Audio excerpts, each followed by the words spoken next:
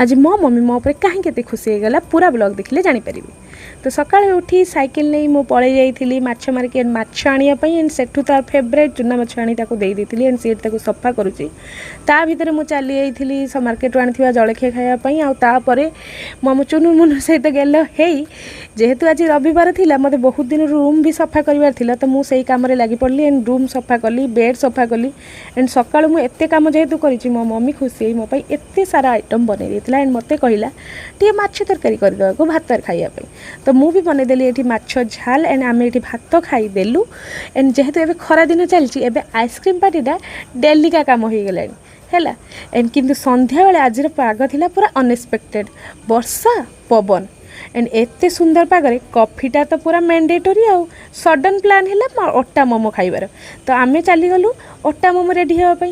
तो आज का ब्लॉग आपको भल लगी लाइक कमेंट एंड शेयर।